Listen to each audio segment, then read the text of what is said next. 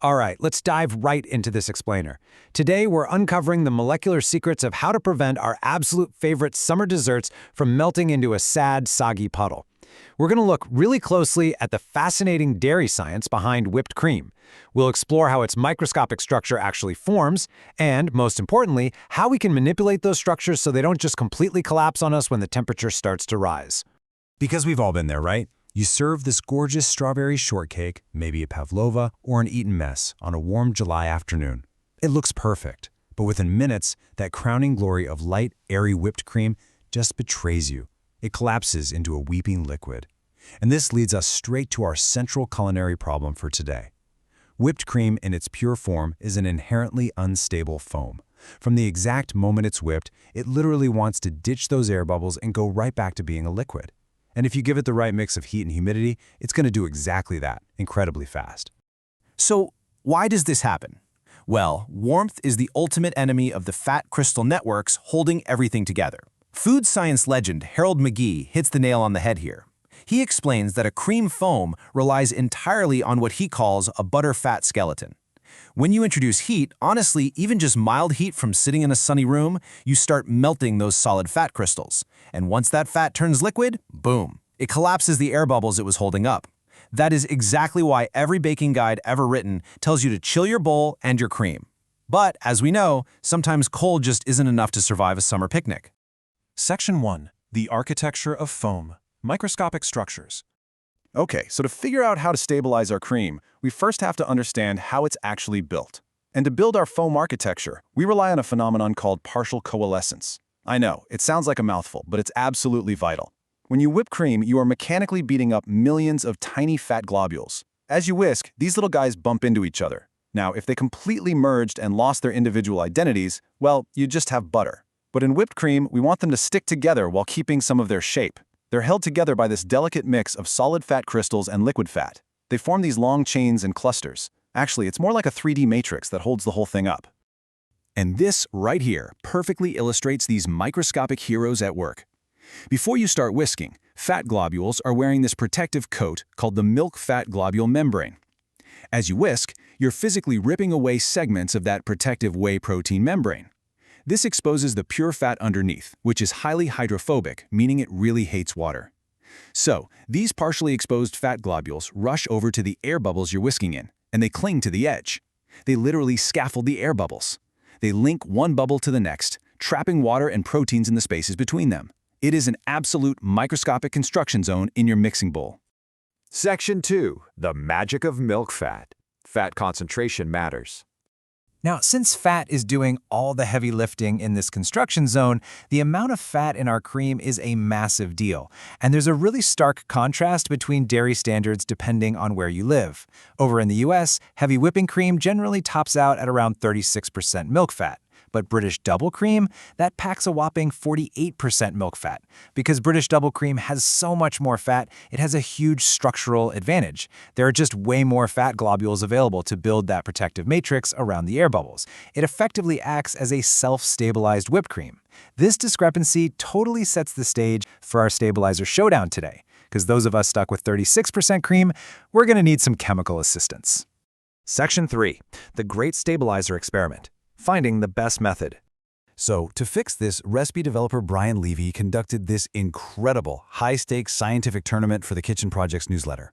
He was on a mission to find the ultimate stabilizer. He tested 11 different methods. First, let's quickly eliminate the contenders that either ruined the texture or just couldn't take the heat. Cornstarch and a weak flour roux? Total duds. They just never got past the limp peaks phase. Xanthan gum gave it a really sticky consistency and wouldn't form stiff peaks, probably because the gum physically blocked the fat globules from rearranging.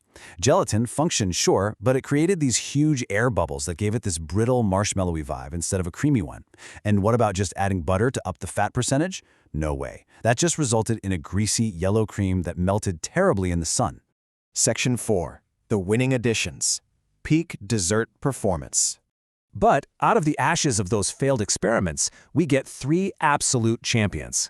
Each one attacks the structural instability of whipped cream from a slightly different but highly effective angle. Mascarpone easily took the crown for overall best because it's so durable and easy to use. Agar-agar won best and lightest for providing insane stability without weighing the cream down at all.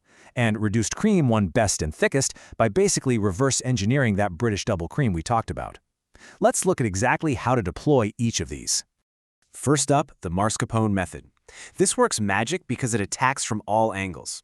You just take about 45 grams of mascarpone and whisk it into half your heavy cream.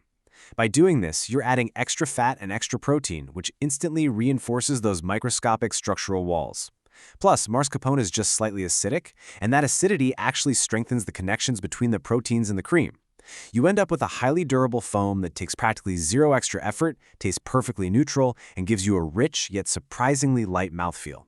Now, this next one is super fascinating. We're actually using heat to create a cold stabilizer. Agar-agar is a plant-based hydrocolloid. You take just a tiny pinch, like 1/8 of a teaspoon, sprinkle it into a portion of your cream, and simmer it until it dissolves. Once you chill that completely and whisk it with the rest of your cold cream, the agar forms a microscopic gel. This gel acts like a net, trapping the water content in place so the foam doesn't weep. It yields an incredibly light, stable foam, and you completely avoid that weird rubbery texture you sometimes get with gelatin. And our final champion takes a total brute force approach to dairy science. You gently boil your heavy cream and simmer it until about 1/3 of the water simply evaporates. You are physically altering the fat-to-water ratio here. Basically, you're artificially creating your own highly stable, high-fat DIY double cream.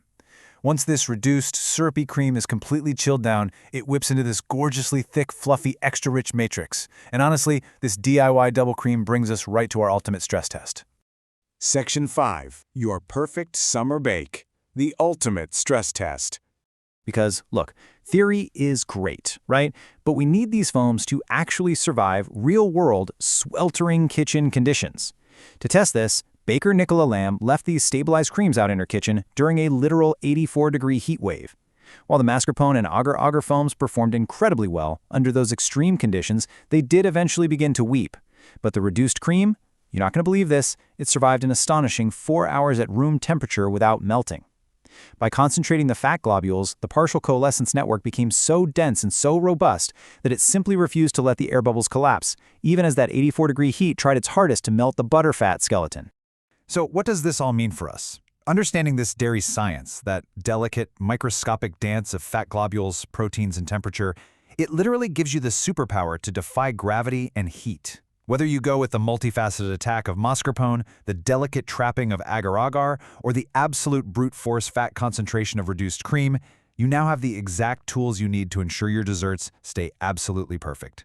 So the only question left is, which of these culinary champions will you trust to elevate your next bake?